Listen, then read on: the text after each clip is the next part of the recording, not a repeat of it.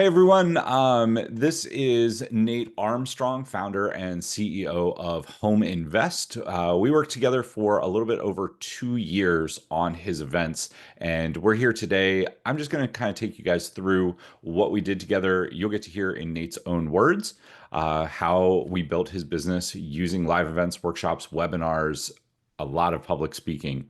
Nate, thank you so much for taking the time to hang out with me for a little bit and sharing your experience. Tell people just a little bit about your business so that they know what you do. Yeah, we manage investor capital. So when folks start making money, the IRS likes to grab that money. And we became really, really good at finding real estate investments to put the money into to make a return and knock out taxes. So we're kind of known in the niche for helping people knock out their income tax and investing in real estate. Awesome. When we started working together, we had a conversation and you had just started holding events. You had done some public speaking before that. Can you just tell people what it was like then? What were you struggling with? What was working? What were you trying? Just so that people know the background before we got involved. Steve, I think I tried everything until I found you. You definitely made life easier, but let me give you a quick rundown. So those of you that have tried things like running ads on Facebook, running ads on Instagram, running ads on TikTok or other platforms, we ran ads to book phone calls. We tried that. We ran ads to book our own little event, and we did one kind of event on our own, and then one with mild success and one with no success and lost money on it. And so that's kind of the background, but like I had skepticism about how do you actually make this work? Because there's so many little levers that have to be pulled. And I felt like we were trying them, but I just couldn't quite figure out the formula, at least on my own. I just couldn't break through. There is a lot. There's so many things that I think a lot of people just think, oh, I'm going to hold an event. I'll put it on an ad. People are going to come because they see me and they want the outcome. Um, and then, I mean, your experience when we started working together, the events that you were holding, how many people showed up and what was general revenue level of your business Yeah, you talking before or after? before? So we were going really hard running ads and whatnot, doing that book a call thing that I mentioned earlier. And we have been in the range of a low month would be 25 grand. And we had months where we broke 200 grand, but it was all predicated upon how much money did we put into the machine versus how much we got out. So it's impressive for some people to say or hear 200 grand in a month, but if you got to put in 190 and you only walk out with 10, was it really worth it? Like, why not just do, something smaller? So it was all over the board. We had big months, we had small months, but it was all predicated on feeding the machine, constantly giving money to Facebook, which isn't my favorite in the world. Um, yeah, I won't get myself deplatformed, but yeah, I've got my grievances. Sure. You also, I mean, you were running book a call, so you had a sales team that you were managing. Do you mind talking about just, I remember having the conversation with you that first day and your response to running a sales team. Yeah, this is probably my biggest pain point prior to meeting you and getting things going with events. But managing sales team members are gifted human beings, but they come with a lot of emotion. They have to be sensitive and in tune with someone spending money, 5, 10, 15, 20 grand. They have to be attuned emotionally. And for me, I'm a pretty like, this is my emotion level right here, flat. Like I'm an analytical geek. And so managing emotional team members, it was challenging for me. It was exhausting. It was taking my energy. I remember one time one of the sales guys called me.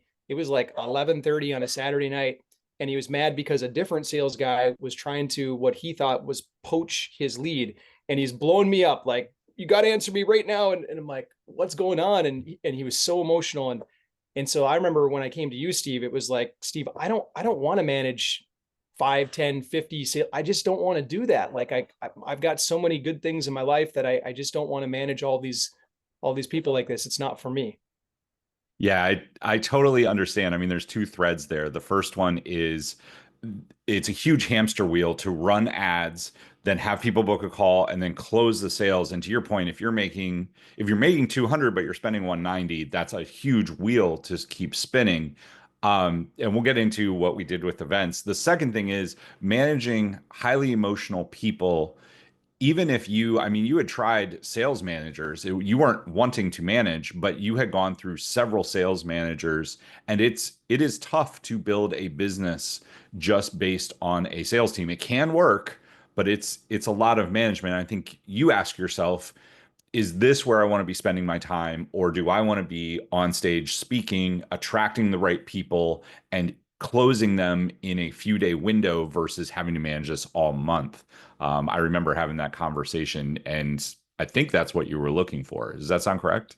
That's not only what I was looking for, but what you solved for me. Like, and there's one other thing, Steve, that I had some reservations and fears on is that I am an analytical person. I'm not like jump up on stage and make everybody smile and laugh and everybody like that's just not me. And I can't fake something. So one thing that you really helped me with, and I feel so much gratitude towards you, is you just gave me frameworks. You gave me simple things. Like I remember I was calling you before event day and say, hey, Steve, like, what do I do for this section? You had the whole agenda mapped out. You made it super, super easy. But even for my parts where I was talking, you would walk me through and show me like, hey, no, Nate, for this, all you got to do is do this, this, and this story, this. And I would follow those 3 steps. And then it took away all the angst, all the anxiety. And I was able to just get out there and give to people. And we got sales on the backside, a lot of sales because of it. Awesome. So let's jump into like what did you just shared one thing that I was able to do. What else did I help you with when it came to events? I mean, one that sticks out for me is you were holding free events and you had team members up on stage speaking. You kind of had an agenda, but you didn't have a real flow. When we started working together, what were a few of the big levers and maybe smaller levers that I was able to pull for you? And it's funny you're asking this question too, Steve, because I thought I had it kind of figured out because I had been brought to other people's events. I had been speaking at other people, like I've been doing real estate coaching and whatnot for other people for a decade. Like I've been to the events, I've seen them, I know how they work. At least I thought. I I want to thought interject. The people that you were speaking for, you can name them if you want, but these are major players that were spending millions of dollars to put on these events. They weren't like, oh, that's 10 people in a room. Go yeah, ahead. they were doing millions in sales every month. Every time that I would go speak at their events and help and facilitate, like I was brought in for to teach the technical expertise of real estate. But what I didn't realize is that they're orchestrating a whole show behind the scenes. To the average attendee in the audience, they don't understand. They're just there and they're having fun and they're learning, and then all of a sudden they're buying. But for the person running the event, there are certain levers you have to pull in order to activate people. And so I didn't know that. Like I had been around the events for a decade with these really big name people, and like literally all over Canada, United States, Hawaii. I spoke there, like probably 75 different cities, different events. And so then when I started doing my own, I thought that I had it figured out. But what I realized really quick is that I didn't. I didn't know those little levers to pull. Like I would certainly have people come and say, "Oh, that was a great event, Nate," but then my sales weren't there, not enough to justify ad spend. And what you did is you came in and said, Nate, hey, this is nice that you're teaching this, but really what they need is this. And you showed me the agenda. You showed me the flow. You showed me when to have someone come in and like a student success that did something well. You showed me that. You mapped out the agenda so crystal clear. And so it made it easy for our team to be able to come in and not only put on a good time for our folks, but also for them to buy. And I was missing that before meeting you. I mean, we definitely restructured things. We, two things that I want to point out that we did specifically. One was you were running free events. And I think so many people think, well, I'll put it on for free. I'm going to have this huge room. What was your experience with free events? And then we tested a lot of different price points before landing on one. What was the difference between free and paid for you? Yeah, and I remember I arm wrestled with you on this one. Like I'm like, no, we need more people. And you're like, no, Nate, we need quality people. We need buyers. We need the right people. Well, net results, is that you said, no, Nate, just trust me, go paid. And so we went paid. And what we ended up having, we had less people, but the people that were there, they were activated, they were engaged, they showed up. Our show up rate went from less than 30% to closer to 90%. Imagine that. Like, that's massive. But and then the people that were there, they were actually the people we wanted there. They were the folks that pulled out their credit card and they bought once, so they were much more apt to buy again. They proved it on the front side. So I'm glad that you forced that. Yeah, I mean, the numbers, we track data very concisely, for like Nate tracks data. And the number that I request always is number of people registered, number of people that show up on day one, and number of people on for the offer. Because those are the things that you really want, right? When we ran free, 30% showed up. And of the people that were on day one, less than half of those were on for the offer. When we moved to paid, 90% showed up day one, and we showed less than a 5% loss to the offer, which means you're having much more eyes on your offer. Um, okay, next piece that I want to talk about. Your offer, when we started working together, was good, but it also was this big mass of stuff. What did we do with the offer, and how did that affect conversion and bottom line for you? Well, two things. Number one, you trimmed it down. You made it was about 7 bullet points when you got done with it. Before it was like 15 or 16. So you trimmed it down, which I was worried about. I remember having discussions like, well, what they're not going to get enough, but you're like, no, it's too much. You have to let them understand what the offer is. They can't be overwhelmed. They can't be confused. It's got to be simple. And so you unconfused it, you simplified it. And then the other thing that you did, which is huge for me, is you walk me through how to actually present it. And for me, again, coming from other people's events, I thought that I had it down, but you're like, Nate, can I coach you on this? And then you literally coached me through it step by step. You let me practice, you let me rehearse it. You were there with me at the event. If I asked for it to do the offer, like there was so much, all these little levers. In the success of the event, what I realized after working with you, the success of the event is not like one giant thing that you do right. It's not like you come out and you pitch the perfect offer and everybody buys, because that would not work. It's the sum of all the little things that you do well, and you got to do the little things well. And with you just made it easy. Like it was just slam dunk. Thanks. I mean, you are a great student, Nate. One thing that I will say about you, and this is a lesson to anybody listening to this, you come in with the attitude of, I'm paying you to help me. I am going to do what you say. We had discussions, and then you gave me some pushback, but you also listened when I explained why, and you implemented. I can, having the discussion about taking a piece of the offer and how you work it in the first day. And I remember I rebuilt one of your speeches, and you were like, I really like teaching this and I feel like it's very valuable. And I said, it is, but the way you're teaching it gives them so much that they don't want to buy over here. Instead, here's how we're going to teach it. And you said, okay, I'll try it. And then you saw people in the chat when we made the offer say, "Oh my goodness, I want this. This is the thing." And you're like, "It worked." And you're a great student. So my hat is off to you. I'm not wearing a hat, but my hat is off to you. Um, okay, so we talked through some of the big levers and little levers.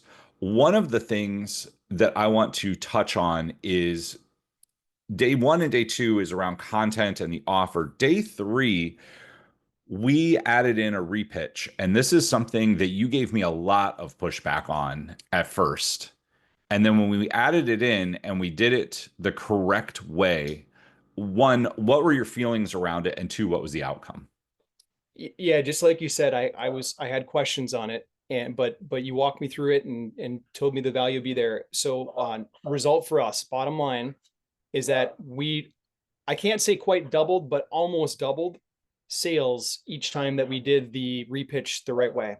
So people are going through this event with you, they're warming up, they're spending more time. The offer is one part of it, yes.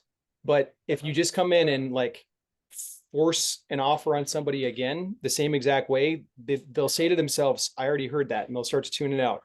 But the way you taught me how to do it, Steve, is that we altered it. It was more like a aspirational message to them. We got into inspiring them, and getting them to like think about what it's going to look like in their life to take action, what it's going to look like when they actually work with us and they're 5 years down the road. And that style of the repitch took off. It was like a rocket taking off. I mean, the event is all about breaking false beliefs that people have, overcoming their objection, and most importantly, it's not about teaching, it's about inspiring them. And I think that's my message to everybody holding events. It's not about you.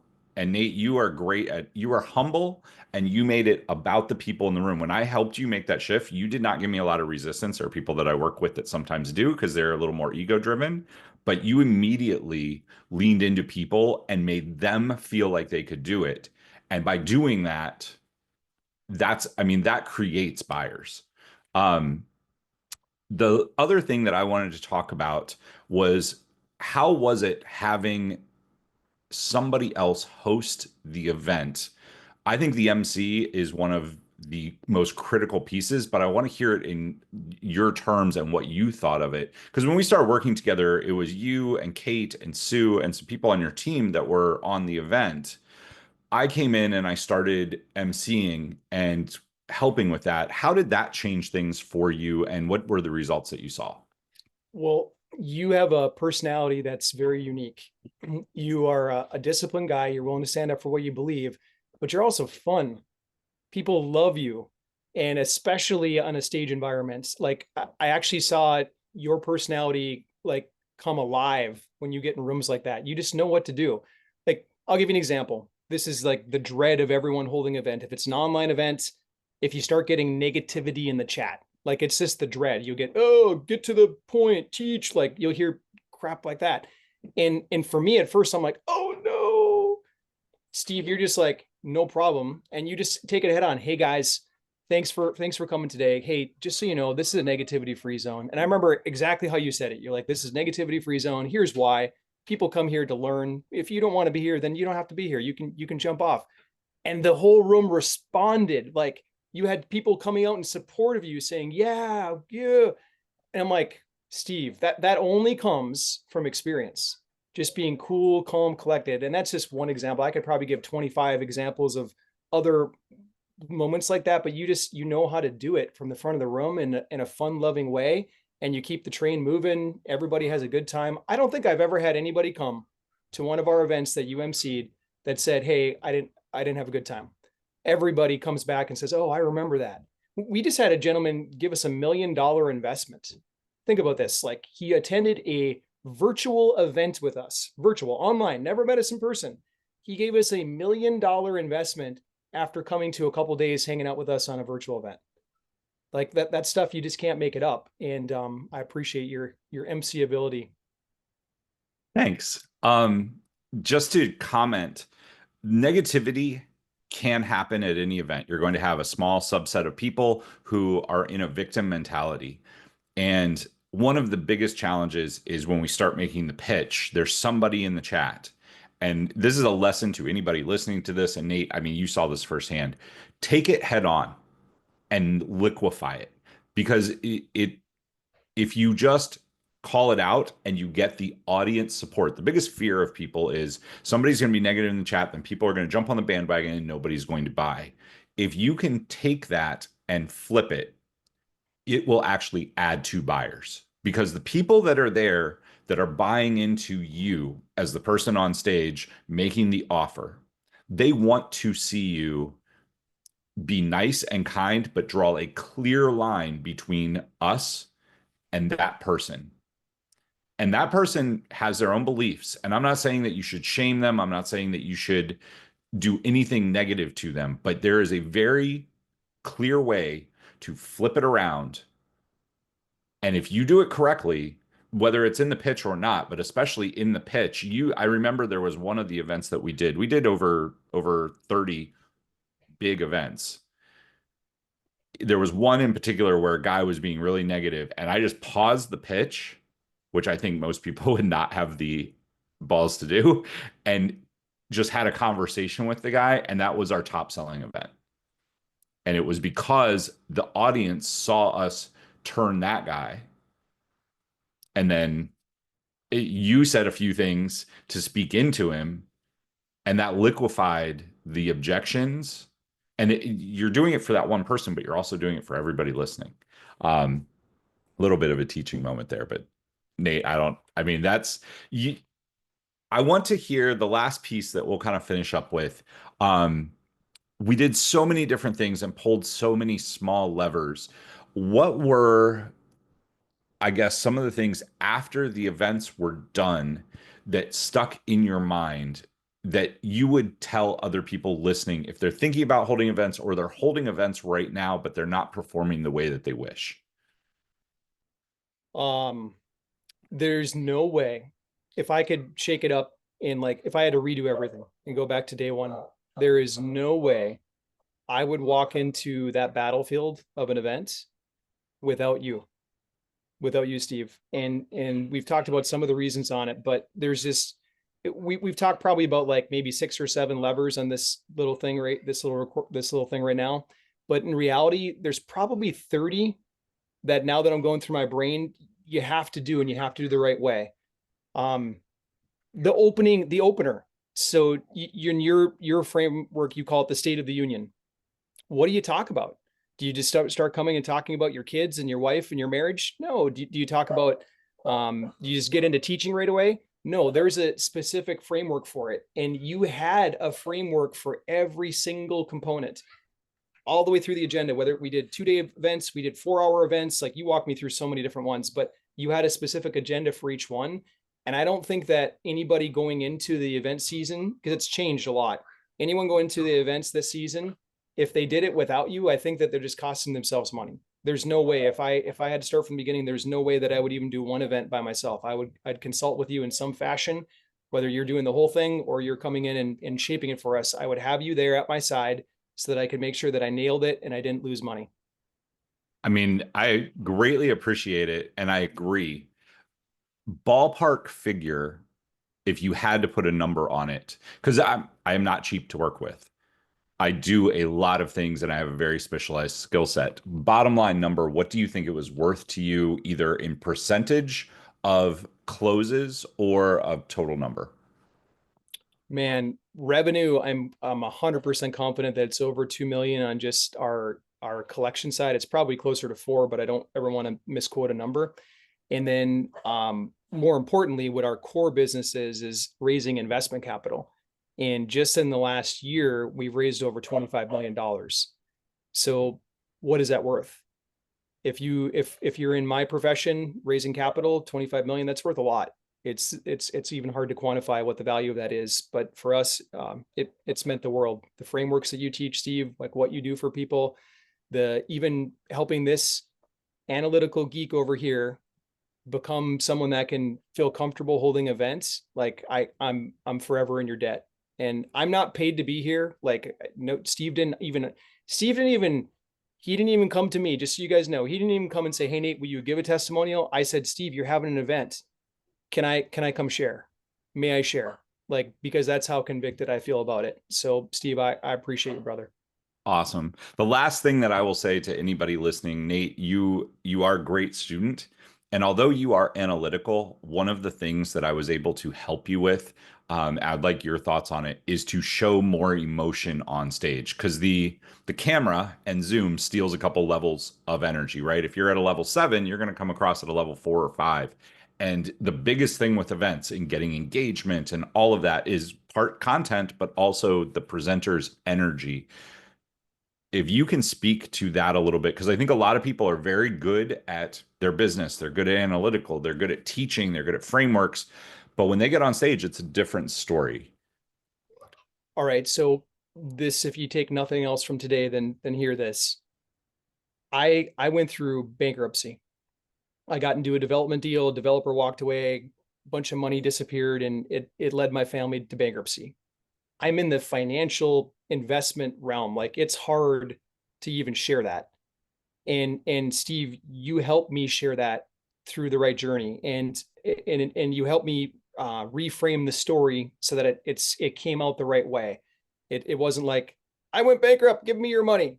Nothing like that. It was like, Nate, no, walk people through that journey. What was it like the day that the developer called you and said, he's walking away. What did you feel? What were the emotions? What did your wife say?